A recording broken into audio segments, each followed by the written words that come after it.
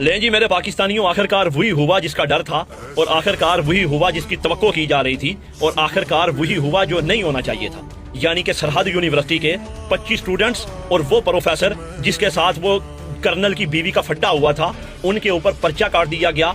और ये भी खबर आ रही है कि उनको गिरफ्तार करने के लिए हॉस्टल के ऊपर छापे मारे जा रहे हैं। यानी कि वो स्टूडेंट्स जिन्होंने उस कर्नल की बदमाशी को रोकने की कोशिश की, वो जो सरेआम गोलियां चला रहा था, लोगों को डंडे मार रहा था, वर्दी में मलबूस, उसके ऊपर तो पर्चा हुआ या नहीं हुआ, लेकिन पाकिस्तान की अवाम और स्टूडेंट्स के ऊपर पर्चा काट दिया गया कि उन्होंने उस कर्नल को रोका क्यों।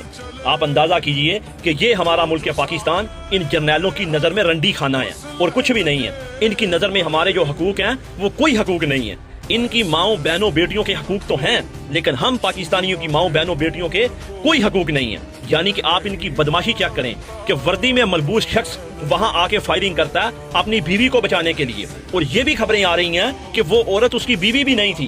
क्या था ये तो आप बेहतर जानते हैं, लेकिन वो लोग जो उसकी बदमाशी को रोकना चाह रहे थे, उनके ऊपर पर्चे काटे जा रहे हैं। और कुछ टाउट, कुछ बड़वे हमें कहते हैं कि आप पाकिस्तान में आकर बात करें ना, फिर हम आपको देखेंगे। अबे ये इसको तुम मुल्क कहते हो, इसको तुम रियासत कहते हो। रियासत के कोई कानून होते हैं, कुछ दस्तूर होते हैं, वहाँ इंसाफ दिया जाता है, वहाँ बराबरी की बात की जाती है। लेकिन ये तो इन जर्नैलों के लिए एक जंगल है। जंगल में शेर आता है, चीर फाड़ के काट के खा जाता है, लेकिन हाँ, वो शेर बच्चों को कुछ नहीं कहता। लेकिन ये उन शेरों से भी ज्यादा खूनख्वार हैं। इनकी नजर में कोई अहमियत है?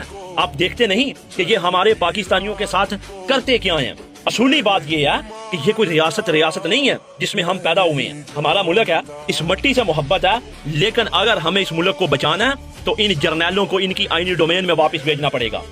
ये जर्नैल जिनकी नजर में इन पाकिस्तानियों की औकात कीड़ों मकोड़ों के बराबर नहीं है, ये हमारे टुकड़ों के ऊपर और टैक्स के ऊपर पलने वाले हमारे मुलाजम हमारे ऊपर बदमाश बन के बैठे हुए हैं। पाकिस्तानियों, जरा सोचो, अगर कल आज ये लोग हैं तो कल को हमारे होंगे, सबका नंबर आएगा। आप देख रहे हैं, इनकी नजर में किसी की कोई वैल्यू नहीं है।